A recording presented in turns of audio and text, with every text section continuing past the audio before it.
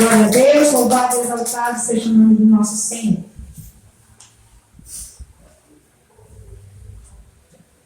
Glória a Deus, amém. Salve novamente a igreja do Senhor, com a paz do Senhor Jesus Cristo. Louvado seja Deus. Amém? Pode sentar. Glória a Deus. Está sem fundo, porque eu estou usando o celular para pegar alguma coisa. Amém? Então, todos sejam bem-vindos à casa do Senhor. Glória a Deus que nos visita hoje pela primeira vez. Nós somos a Igreja Tenda de Abraão. Nós estamos nesse lugar aqui com o propósito de levar a palavra de Deus às pessoas que precisam. E eu creio que você que veio aqui, você veio atrás de algo de Deus. Não para a glória do homem, não buscando algo do homem, mas você veio aqui com algo em Deus. Deus te trouxe aqui porque Ele tem algo na tua vida. Porque Deus, quando Ele nos escolhe, quando Ele nos chama, sempre falo e repito, e nunca me cansarei de falar sobre isso, que Deus, Ele sempre tem um propósito sobre nós. E eu creio que nessa noite vai ser algo que Deus vai trazer luz sobre as trevas que estão sobre nosso coração. Porque Deus, Ele quer agir. Quem acredita que tem um propósito na sua vida, eu acredito que todos nós aqui temos essa certeza no coração de que nós temos um propósito. Deus nos escolheu, Deus nos chamou para algo. Então, nessa noite, eu quero trazer a palavra. Nós estamos numa leitura de série do livro de Atos, e já nós já estamos no capítulo 16, amém? Então, você pode abrir a sua Bíblia enquanto você procura. Eu vou estar orando mais um pouco, porque a oração nunca é demais, amém? Querido Deus, eu quero te apresentar a tua palavra. Eu quero te apresentar este momento que irá passar e nós nunca mais iremos vivenciar, Senhor. Mas essa noite, Senhor, eu quero te pedir que a tua glória se manifeste, que teu poder se manifeste, que teu poder se aperfeiçoe nas nossas fraquezas, nas nossas dificuldades. Que a tua palavra, Senhor, teu Espírito tenha total liberdade para se manifestar a cada um de nós. Pai, eu apresento a minha vida, que o Senhor possa estar repreendendo sobre mim toda e qualquer obra e arma do inimigo, qualquer arma forjada do inimigo, qualquer plano do inimigo, qualquer palavra, qualquer obras malignas das trevas sobre mim, sobre minha casa, sobre minha família. E que o Senhor venha estar nesse momento iluminando a minha mente, iluminando o meu coração, e que o Espírito Santo venha blindar minha mente, blindar meu coração, e que Ele venha ministrar hoje com liberdade sobre mim. Senhor, essa realidade para ti, Senhor, falar conosco, para o Senhor usar meus lábios para falar conosco, para o Senhor estarmos aqui, Senhor, da tua casa, cheio da tua presença. Em nome de Jesus, eu apresento a vida de cada um, te apresento, Senhor, que cada um tem vivenciado em suas vidas, em suas casas, em sua família. Que hoje venha ser um divisor de água para muitos que estão aqui, Senhor. Que a partir de hoje, Senhor, novas coisas irão acontecer, porque o Senhor irá falar conosco, em nome de Jesus. Amém? Então vamos lá para a palavra de Deus. Atos capítulo 16, nós vamos ler o capítulo todo. Louvado seja Deus. E diz assim, vamos ficar de pé em reverência à palavra de Deus. Que diz assim, só quem puder, tá, irmãos? Quem não puder pode ficar sentado. E chegou a Derbe e Listra, e eis que estava ali um certo discípulo por nome Timóteo, filho de uma judia que era crente, mas de pai grego, do qual dava um bom testemunho de irmãos que estavam em Listas e Icônias. Paulo quis que este fosse com ele, tomando o circuncidor por causa dos judeus que estavam naqueles lugares, porque a todos sabia que seu pai era grego. Versículo 4. E quando iam passando pela cidade, lhe entregavam para ser observados os decretos que haviam sido estabelecidos pelos apóstolos e anciões de Jerusalém, de sorte que as igrejas eram confirmadas na fé, e cada um crescia em número, e passando na Frígia, pela província da Galácia, e foram pedidos pelo Espírito Santo de anunciar a palavra na Ásia. E quando chegaram a Mísia, intentaram ir para a Bitínia, mas o Espírito de Jesus não lhe permitiu.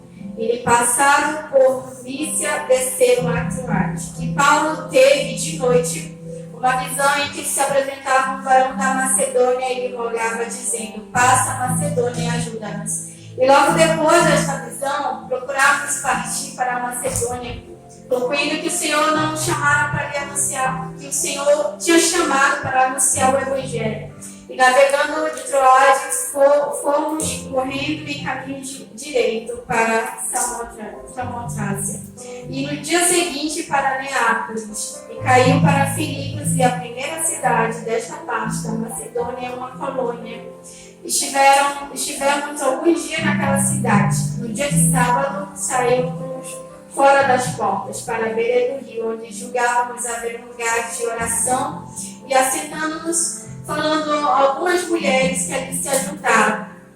E certa mulher chamada Lídia, vendedora de púrpura na cidade de Tiatira, que servia a Deus, nos ouvia, e o Senhor lhe abriu o coração que estivesse atenta ao que Paulo dizia. E depois que foi batizada, ela e sua casa nos louvou, dizendo que se havesse julgado que eu seja fiel ao Senhor, entrai na minha casa e ficai ali. E nos constrangeu a isso. E aconteceu que, indo nós à oração, saiu ao encontro uma jovem que tinha um espírito de adivinhação, a qual, adivinhando, dava lucro aos seus senhores, e estava seguindo a Paulo e a nós, clamava, dizendo: estes homens que nos anunciam o caminho da salvação são servos do Deus Altíssimo. Isso fez ela por muitos dias, mas Paulo, perturbado, voltou-se e disse ao Espírito: em nome de Jesus Cristo, te mando que saias dela. E na mesma hora saiu, e vendo seus senhores que a esperança do seu lucro estava perdida, prenderam a Paulo e Silas e os levaram à praça, à presença dos magistrados, e apresentando-lhes aos magistrados, disseram: estes homens, sendo judeus, perturbaram a nossa cidade, nos expõem a costumes que não nos é lícito receber e praticar, visto que somos romanos. E a multidão se levantou unida contra eles, e magistrados, rasgando-lhes as vestes, e mandaram açoitar com varas. E, havendo-lhe dado muitos açoites, lançaram na prisão, mandando o carcereiro que guardasse com segurança. Ao qual, tendo recebido tal ordem, os lançou no cárcere interior e lhes segurou os pés no tronco. E perto da meia-noite, Paulo e Silas oravam, cantavam hinos a Deus, e a outros presos que escutavam. De repente sobreveio um tão grande terremoto que os alicerces da cadeia do cárcere se moveram, e logo se abriram todas as portas e foram soltas as prisões de todos. Acordando o carcereiro e vendo abertas as portas da prisão, tirou a espada e quis matar, cuidando que os presos já tinham fugido. Mas Paulo chamou com grande voz, dizendo: não te faças nenhum mal, que todos nós estamos aqui. E pedindo luz, saltou dentro, e todos, trêmulos, prostou-se diante de Paulo e Silas. E tirando-os para fora, disse: Senhor, que é necessário que eu faça para me salvar? E eles disseram: crê no Senhor Jesus Cristo, será salva a tua casa. E lhe pregaram a palavra do Senhor, e todos que estavam em sua casa, tomando eles consigo naquela mesma noite, lavou os vergões e logo foi batizado, e ele e todos os seus. Então, levando a sua casa, lhe pôs a mesa, e na sua crença em Deus, alegrou-se com toda a sua casa. E sendo já dia, os magistrados mudaram quadrilheiros, dizendo: soltai aqueles homens. E o carcereiro anunciou a Paulo essas palavras, dizendo: os magistrados mandaram que vos soltasse. Agora, pois, sai e ide em paz. Mas Paulo replicou: açoitaram-nos publicamente, e sem sermos condenados, sendo homens romanos, nos lançaram à prisão. E agora, cobertamente, nos lançam fora. Não será assim, mas venham a eles mesmos e tirem-nos para fora. E os carcereiros foram dizer para o magistrado essas palavras, e eles temeram ouvindo que os romanos, então, vindo, lhe dirigiam súplicas, e tirando-os para fora, e pediram que saísse da cidade. E saindo da prisão, entraram em casa de Lídia, e vendo os irmãos, os confortaram e depois partiram. Amém? Pode se sentar, glorificando o Senhor. Adoramos. Amém? Nós estamos diante de uma palavra que conta um pouco da história de Paulo. Nós estamos nessa livro que conta muito sobre a vida missionária Paulo, que é uma referência de homem de Deus, até mesmo para homens e tanto para mulheres. A palavra de Deus, ela não é uma coisa que se chama só para os homens ou para as mulheres. Ela é para o ser humano. A Bíblia é feita para nós, para o ser humano. Então, a palavra de Deus, que Deus ministra no meu coração para dizer que, diante de tudo que eles vivenciaram, o mais importante para eles era que as almas fossem alcançadas pelo verdadeiro evangelho. Porque, se você não sabe, nem todos pregam a verdade. Nem todos falam a verdade. Nem todos querem dizer a realidade de um evangelho que busca, assim como foi pregado aqui, com muita dificuldade, que o cristão real, verdadeiro, aquele que não é baseado em imagens, não é baseado em achismo, mas é baseado na realidade do dia a dia, porque como a palavra de Deus diz mesmo, que eles eram homens como nós. A Bíblia diz que não havia diferença em respeito disso, mas eles eram homens que viviam segundo o Espírito Santo de Deus sobre ele. Então, o que eu quero dizer com isso é que Deus, assim como Ele usou a vida dele, Ele pode usar você. Assim como Deus, Ele pode alcançar o coração desses homens e entregou a eles uma missão. A Bíblia diz em uma passagem de Mateus que Jesus, o próprio Deus, Ele disse que nós devemos ir pregar a palavra de Deus, independente de quem seja. Se é homem, se é mulher, se é criança, se é jovem. A palavra de Deus só manda nós irmos e pregarmos a palavra. Então, a missão da igreja, a missão de Jesus não é consertar o mundo, porque o mundo não tem conserto. A Bíblia diz que o mundo, ele milita contra as coisas de Deus. O mundo não conhece Deus. Quando eu falei o mundo, é o mundo que tem prazer naquilo que é engano, naquilo que é mentira, naquilo que é fora de tudo aquilo que Jesus ensinou durante o seu ministério, durante tudo que os apóstolos ensinaram. Se você for ler a Bíblia, se você for estudar, se você for aprender tudo aquilo que você aprendeu até hoje, você vai ter que jogar no lixo. Você vai ter que jogar fora tudo aquilo que você aprendeu, porque nada vai validar a sua fé. Existe uma palavra no Senhor que diz que quando nós caímos sobre Jesus, nós somos quebrados.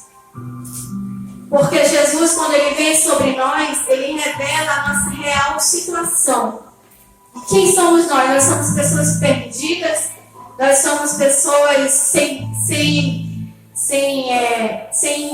nós somos propícios a errar, fazer coisas erradas, atrocidades, todo tipo de perversidade. Ele surge no coração do homem, porque o homem ele é naturalmente corrupto.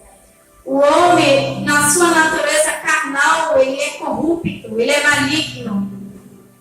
Então, quando Deus ele entra, é como se fosse uma criança aprendendo a andar. Ele está aprendendo tudo do começo. Então, Jesus está nos ensinando a viver. O Senhor está nos ensinando a andar. O Senhor está nos ensinando a se relacionar. O Senhor está nos ensinando tudo que nós precisamos reaprender tudo de novo. Então aqui ele fala sobre a história de uma mulher chamada Lídia, que quando ela foi pregar a palavra de Deus para ela, Jesus colocou Paulo ali, porque Paulo não sabia que ela estava ali. Ele sabia que ela ia estar ali? Não. Mas como ele tinha esse coração de falar de Deus, de proclamar Jesus, ele falou para aquelas mulheres, porque ela não era a única mulher, mas foi a única que se converteu. O que eu aprendo com isso é que muitos vão ouvir, muitos vão pregar, a gente vai pregar, mas poucos vão aceitar, poucos vão se converter. Mas aqueles que aceitaram, a Bíblia diz que quando ela ouviu, ela abriu o coração. Quando a gente fala sobre abrir o coração, a Bíblia diz sobre crer naquilo que está sendo pregado. Se eu falo que a Bíblia diz que Jesus ele é a verdade, ele é a vida, então eu tenho que crer, porque Jesus ele não mente. Se Jesus ele diz que vai ficar tudo bem, que as provações são naturais, que eu só preciso muitas vezes suportar, então eu preciso basear a minha fé, a minha crença naquilo que Jesus diz. Porque o homem diz, não tem jeito, desiste, para, retrocede, volta. E Jesus não fala, avança, vai em frente, eu vou te ajudar, eu estou aqui para te ajudar, eu estou aqui para te fortalecer, eu estou aqui para te levantar, você caiu, mas eu estou aqui para te levantar de novo. Então essa é a resposta de Deus para a nossa vida. O mundo não tem isso para te dar. Nem pense que você chorar para o mundo vai te pisar e te humilhar. Se você for contar os seus problemas para o mundo, para as pessoas que não conhecem a Deus, elas vão rir, ridicularizar e desejar que você fique pior ainda. É a realidade, certo? Você já deve ter passado essa experiência. Que talvez você até se questione como é que é isso. Mas eu quero dizer que isso é o mundo, isso é a maldade. Isso é o mundo, isso é a vida sem Jesus. Esses somos nós sem Jesus. Eu gosto sempre de ouvir muitas ministrações de um ministro chamado Paulo Osh, que ele diz que o coração do homem é totalmente corrupto a ponto de que se nós fôssemos posto nosso coração, nosso pensamento em uma tela de vídeo, nós fugiríamos de vergonha, porque nós não suportaríamos ver o que estava sendo mostrado para todo mundo. Então ele faz essa reflexão para trazer o quão mal nós somos, porque às vezes a gente se acha bom, a gente se acha um caráter que a gente se compara com o outro. Mas a Bíblia diz que nós não devemos se comparar com os homens dessa terra, mas com o caráter de Jesus. A nossa estatura de caráter tem que ser medida com a estatura de Cristo, porque o estatuto de Cristo é perfeito. Se você começar a olhar para o estatuto dos homens, você vai começar a decair. Porque quando você olhar para o ser humano que está aí na sua volta, que por mais que te inspire, por mais que te traga alguma sensação de paz, ele vai te decepcionar em algum momento. Porque esses somos nós somos seres humanos. Mas Jesus, a Bíblia diz que não havia nele defeito e ele nunca pecou. A Bíblia diz que Jesus ele foi tentado em todas as coisas que nós somos tentados todos os dias. Mas ele nunca pecou. Então, por isso que a nossa salvação, ela não é mérito, não é por meritocracia, não é por aquilo que eu faço. Ou que eu faço uma caridade, um gesto de amor que você salva. Não, é pela minha dependência e entrega e pela minha profissão de fé em Cristo. Porque vem dele.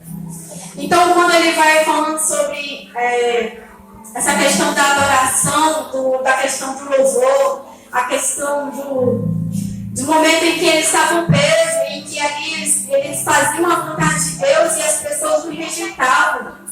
Eu entendo e vejo que muitas vezes, quando nós fazemos a vontade de Deus, nós vamos ser rejeitados. E muitas vezes nós não estamos prontos para ser rejeitados.